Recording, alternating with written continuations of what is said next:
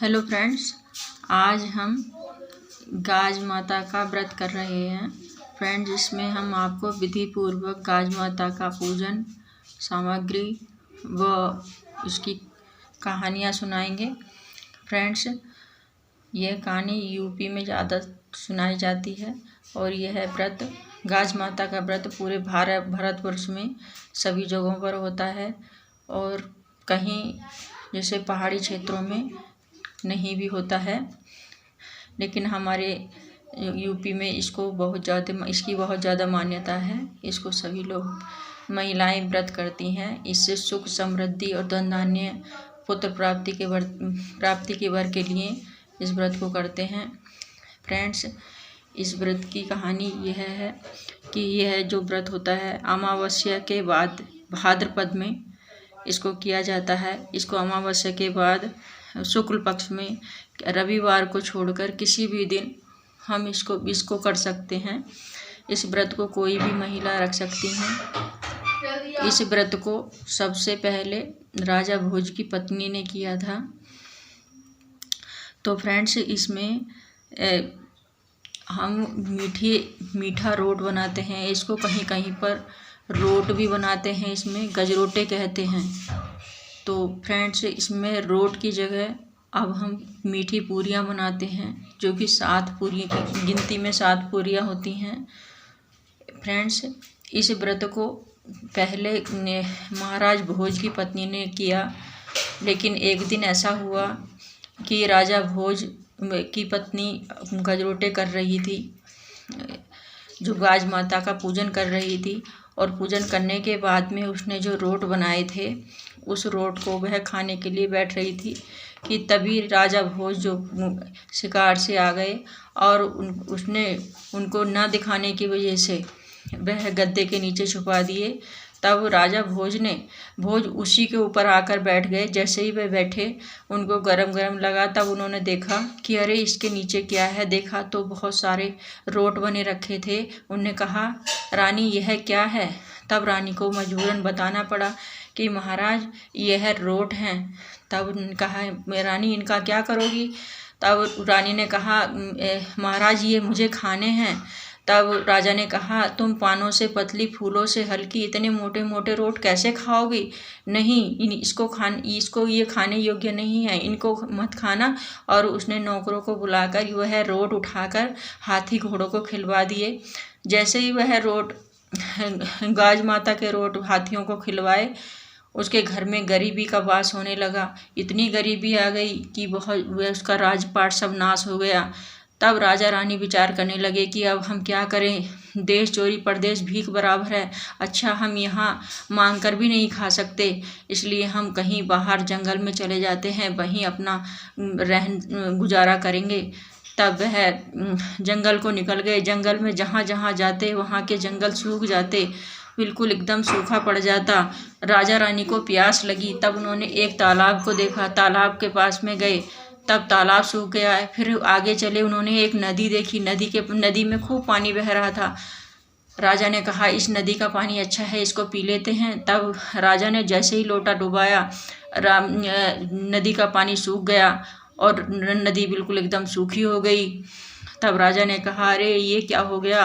रानी भी अपना माथा पकड़ने लगी कि ये क्या हुआ, हमसे ऐसा कौन सा अपराध हुआ है जिसके कारण भगवान ने हमें ऐसा बना दिया। राजा रानी भूखे प्यासे चले जा रहे थे कि राजा ने कहा, रास्ते में मेरे एक दोस्त का घर पड़ता है, हम वहीं चलते हैं, वहीं खाना पीना खाएंगे। जब वह उसके घर पर गए, तब उन्होंने देखा कि उनके दोस्त ने उनका बड़ा अच्छा स्वागत किया, घर में बुलाया, खाना पीना खिलाया। जब राजा रानी खाना खा रहे थे, तब उनकी नज़र एक खूंटी पर पड़ी। उस खूंटी पर हार टंगा हुआ था, जिस हार को खूंटी निगल रही थी। तब राजा ने कहा, रानी यह खूंटी हार निगल रही है, अतः हम पर कलंक अवश्य लग जाएगा। वह जल्दी जल्दी वहाँ से निकल गए। उसके बाद में राजा ने कहा, रानी चलो, मेरी बहन का घर यहाँ पड़ता है, थोड़े दिन अपनी बहन के घर में रहेंगे। तब रानी ने कहा, चलो, विपत्ति के समय तो कहीं भी चले जाते हैं, अपने ही काम आते हैं। वह अपने बहन के घर गया।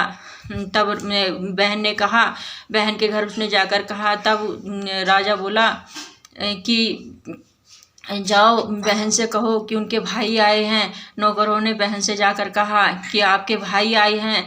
तब बहन ने कहा किस हाल में आए हैं।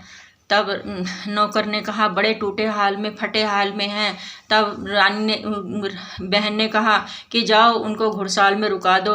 वह घुड़साल में रहे, रात भर घुड़साल में रहे। सुबह को उनको देखा, उनकी बहन ने सोचा कि अच्छा है तो मेरा भाई। उसने बड़े अच्छे अच्छे भोजन बनाए और दो थालों में भोजन परोस के नौकरों के हाथ घुड़साल में भेज दिए। जब उन्हें वह खाने के लिए बैठे तब उस भोजन के कोयले बन गए। राजा रानी ने कहा आप क्या करते हैं।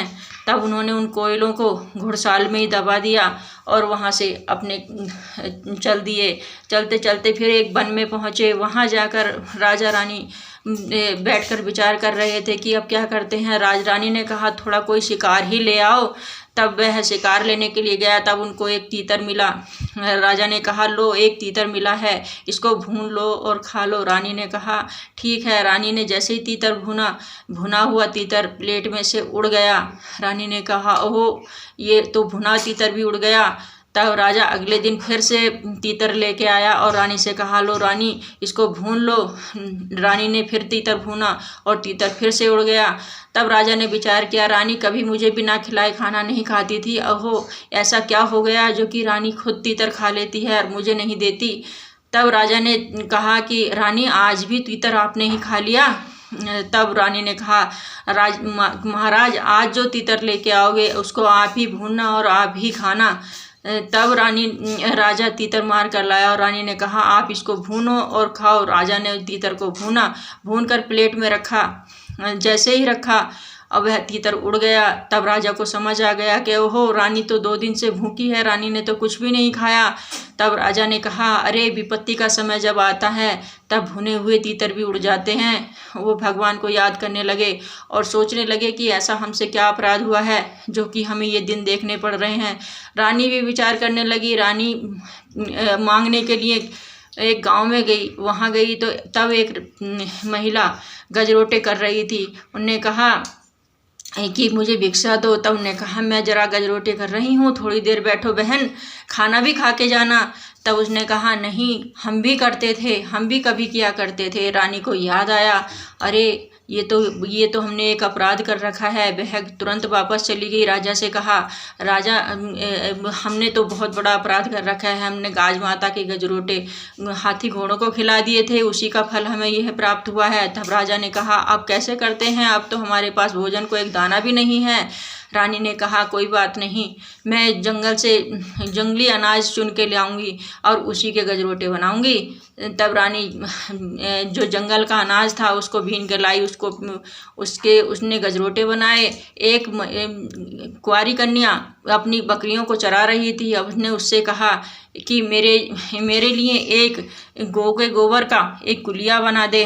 तब उसने उस लड़की ने बना दी। अब रानी ने जो गजरोटे बनाए थे उसमें से 4 पूरियाँ छोटी छोटी रोटियाँ उसके लिए भी बनाई, लड़की के लिए। अब लड़की को दी खाने के लिए। लड़की कहाँ खाती उनको। लड़की अपने साथ रख के ले गई और उसने ले जाकर अपने जो झूठन का बर्तन था उसमें उनको डाल दिया। जैसे उसने उसमें डाला सुबह को क्या देखती है कि वह सोने चांदी से भरा हुआ था। उधर रानी ने गजरोटे करे और चुपके से खा लिए। राजा ने उनको एक नज़र देखा भी नहीं।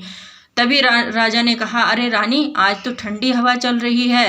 तब उसने कहा कि हाँ महाराज अब हमारे दिन फिरने लगे हैं, ठंडी हवा चलने लगी है, पेड़ हरे दिखाई दे रहे हैं।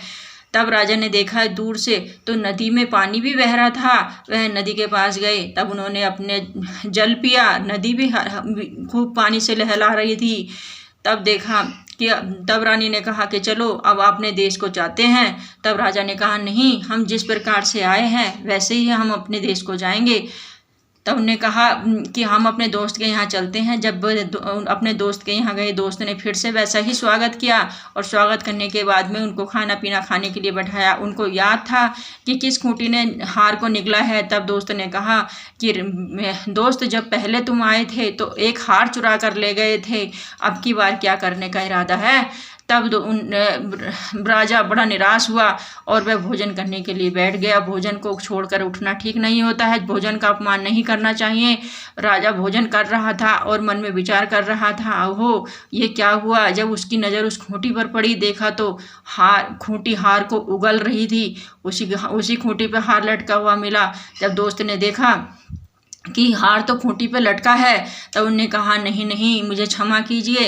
राजा से उसने क्षमा मांगी। अब वहाँ से उनने कहा दोस्त अब हम चलते हैं। वह चल दिए। बोले हम अब अपनी बहन के यहाँ जाते हैं। बहन के यहाँ गए, तब बहन ने कहा भाई आए हैं, भाई आए हैं। बहन दौड़ कर आई और भाई को अपने भाई के गले लगी और कहा चलो महलों में चलते हैं। वह महलों में गए।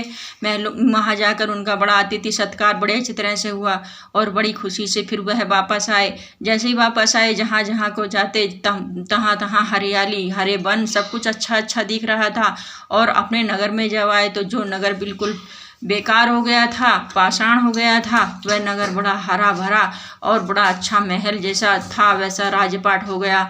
इसी प्रकार से उनको जैसे उन्होंने गर्जा माता ने उनका मान रखा, उनको याद दिलाई और उनका कल्याण किया, उसी प्रकार सबका कल्याण करें। बोलो गर्जा माता की जय।